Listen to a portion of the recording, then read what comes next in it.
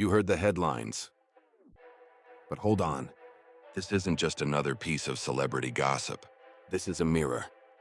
It shows us everything about men, women, power, and what gets conveniently left out of the public story. Today, we're skipping the sugarcoating. We're doing the pro-man version. The version a lot of men have been asking for. The one that says woman.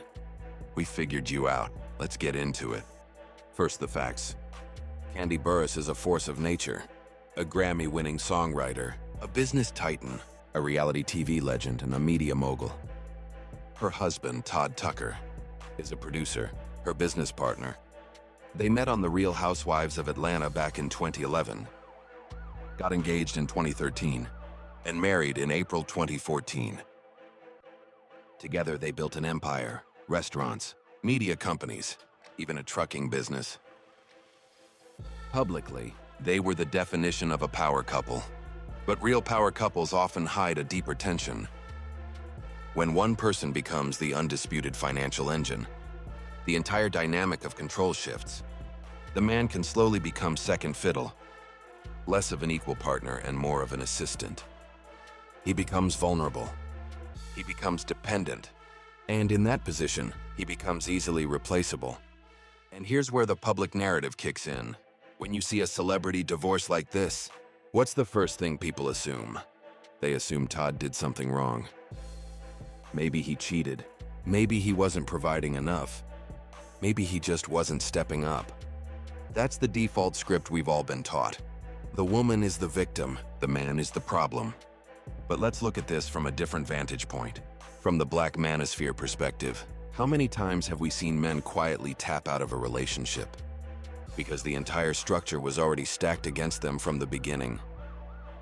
Let's be real about the business imbalance here. Kandi is massively wealthy and deeply connected in the industry. Todd's wealth and his public brand are, in comparison, much smaller. Now, if you're the less powerful spouse in that kind of dynamic, it doesn't matter how hard you hustle. You are constantly swimming upstream. If you don't match her standard, what happens? Social media and all her supporters will call you lazy. But what if you are trying your absolute hardest and you're still losing ground? The rules of the game don't shift for you. And then there's the public hypocrisy. When a man fails in a relationship, the headlines pounce. He's a failure. But when a woman pivots, it's framed as growth, healing, or self-discovery. There is no symmetrical accountability. We also can't ignore the misandry that's been masked as empowerment for decades. Years of cultural conditioning have taught society that men are, at their core, disposable. So what's happening in this moment? More men are waking up. They're looking at these situations and saying, wait a minute, if the system already expects me to lose, why should I even stay in the game? Now let's look at Kandi's official statement about the divorce. It's worded very, very carefully. She says, "This is a difficult and emotional time. My focus remains on protecting my peace, being the best mother I can be, and co-parenting with love and respect." She talks about stepping into a new chapter, pouring into her work, her family, her personal growth. It all sounds very calm, very centered. But listen to what's not being said.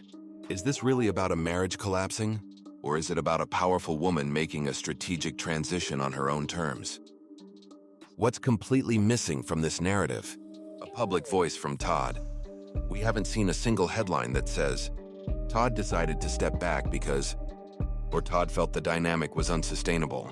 Instead, the story fits a familiar, convenient mold. The man fails. The woman centers herself.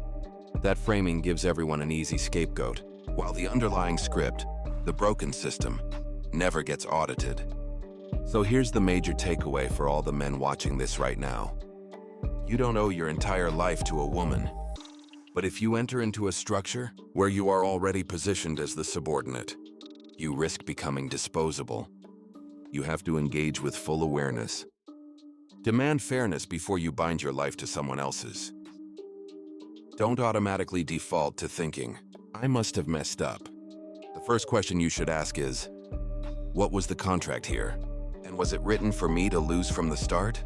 And for the women watching, power is not the same thing as partnership. If you are the economic lead in the relationship, if you are the public face, you have to ask yourself a hard question. Are we building a team? Or am I the general and he's just the foot soldier? Because when the foot soldier inevitably fails or walks away, everyone else acts like that was bound to happen. Culturally, we're at an inflection point. More and more men will walk away from the traditional bargain because they see that the bargain is rigged. So the real question for all of us, men and women, is this: do we want love with equal stakes and equal risk? Or do we want comfort for one party and total sacrifice for the other? If the headline is "Kandi moved on to protect her peace," then men deserve a sub-headline that says, "Todd moved on because the contract was already written against him." This is not about hating women. This is about calling out broken contracts. If we're going to live and love as adults in this modern world, someone has to start reading the fine print. And right now, we're reading it out loud, in public, in real time. Thanks for watching. Stay sharp. Stand on your square and demand the playing field you deserve.